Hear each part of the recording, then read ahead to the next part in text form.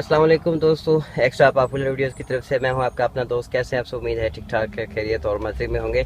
Well दोस्तों, जिन जिन दोस्तों ने मेरे चैनल को सब्सक्राइब नहीं किया हुआ है तो उन सबसे मैं रिक्वेस्ट करूंगा कि आप सबने अपने जीमेल के अकाउंट से लॉगिन करके मेरे चैनल को जो है वो सब्सक्राइब कर देना है। उसके बाद क्या होगा, मैं अगर कोई भी यहाँ पर वीडियो अपलोड करूँगा तो वो आपके पास जो है वो रिकमेंडेड होके आ जाएगी। तो दोस्तों, आज मैं आपको टोयोटा की एक और गाड़ी है उसके बारे में आपको बता रहा हूँ। इसे ये हाईरूफ है, वैन है एक, और इसका नाम जो है वो डॉम है। तो इसको मैं आपको बताता हूँ कि किस तरह से हम ड्राइव करते हैं, क्योंकि ये जो है वो ऑटो गियर है, इसका मैनुअल गियर नहीं है। आप देख सकते हैं यहाँ पर मैंने आपको पहले अपनी गाड़ी की वीडियोस दिखाई हैं, लेकिन वो कार है, ये वैन है, लेकिन ये वैन भी ऑटो गियर है। क्योंकि इसमें मैनुअल गियर अगर होता तो या तो उसका गियर यहाँ पर होता इस जगह पे, या तो फिर मतलब इसका गियर कहीं और नहीं होता। अब लेकिन अभी आप इसका गियर देख रहे हैं कि इसका गियर जो है ये यहाँ पर लगा हुआ है, ये इसका गियर है। तो मैं आपको इसकी जो है वो क्लच दिखाता हूँ, लेकिन इसकी क्लच है नहीं, क्योंकि इसमें जो है सिर्फ और सिर्फ एक्सीलरेटर और ब्रेक, ये सिर्फ दो चीज़ें हैं। ये जो इसमें क्लच नहीं होता, ऑटो गाड़ी जो होती है उसमें क्लच नहीं होता, चाहे कोई भी गाड़ी हो तो उसमें क्लच बिल्कुल भी नहीं होता।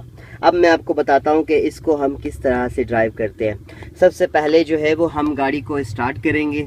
स्टार्ट करने के बाद हम देखेंगे कि हमारा गियर जो है वो यहाँ पर पी में लगा हुआ है। अब जब पी में गियर लगा हुआ है, गाड़ी को हमने स्टार्ट कर लिया, तो जब हम गियर को चेंज करेंगे तो ऐसे हमारा गियर जो है इसका चेंज नहीं होगा। अगर गाड़ी स्टार्ट होगी, आप वैसे अगर गियर लगाना चाहोगे तो गियर जो है इसका चेंज नहीं होगा। तो उसके लिए आपको क्या करना होगा, उसके लिए आपको ब्रेक के ऊपर पाँव देना होगा। आप इस ब्रेक को ऐसे दबाएंगे, ब्रेक को दबा के उसके बाद जो है वो आपने क्या करना है, इस गियर को यहाँ से आपने निकाल के यहाँ डी में लगाना है। देखिए यहाँ पर D3 ये जो है इसका नॉर्मल गियर है, और ये जो है इसका न्यूट्रल है, ये जो है इसका रिवर्स गियर है, और ये इसका लो में। अगर कहीं आप ऐसे मिट्टी में या फिर कहीं ऐसे कीचड़ वगैरह में अगर आप गाड़ी चलाते हैं या रेत वगैरह में, तो फिर उस वक्त जो है आप इसको इस गियर में चलाएं। लेकिन इस वक्त अगर हम इसे नॉर्मली रोड पर चला रहे हैं तो हम इसको D3 में चलाएंगे।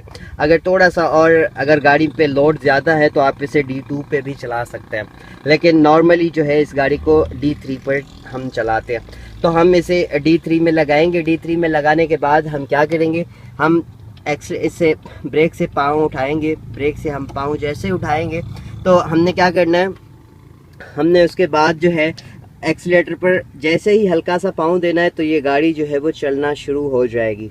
और फिर हम इसके कोई भी गियर जो है वो चेंज नहीं करेंगे। ये गाड़ी खुद ब खुद ऑटो गियर है, ये खुद ब खुद चेंज करती जाएगी एक्सीलेटर के हिसाब से। जिस हिसाब से हम इसे एक्सीलेटर देंगे उसी हिसाब से ये जो है अपने गियर्स चेंज करती जाएगी। और फिर जब हम इसे ब्रेक देकर रोकेंगे तो ये स्लो हो जाएगी और इसका गियर जो है वो खुद ब खुद नॉर्मली मूड में आ जाएगा। फिर हम एक्सीलरेटर देंगे तो इसके गियर जो है मतलब ऑटोमेटिकली खुद ब खुद लगते जाएंगे और खुद ब खुद निकलते जाएंगे। इसमें आपको क्लच दबाने की कोई ज़रूरत नहीं है, बल्कि इसमें क्लच है भी नहीं। और ये हर जो भी ऑटो गाड़ी होती है उसमें यही सिस्टम होता है कि इसमें जो है वो क्लच नहीं होता है। तो दोस्तों, यकीनन आप सबको ये वीडियो समझ में आ गई होगी और ये बात भी समझ में आ गई होगी। जिन जिन दोस्तों ने मेरे चैनल को सब्सक्राइब नहीं किया हुआ, तो मैं उन सबसे एक बार फिर रिक्वेस्ट करता हूं कि मेरे चैनल को आप सब्सक्राइब कर दें, और मेरी इस वीडियो को अगर आपको पसंद आती हो तो लाइक कीजिएगा, अपने दोस्तों के साथ शेयर कीजिएगा। Thank you so much for watching. अपना बहुत सारा ख्याल रखिएगा। अल्लाह हाफिज़।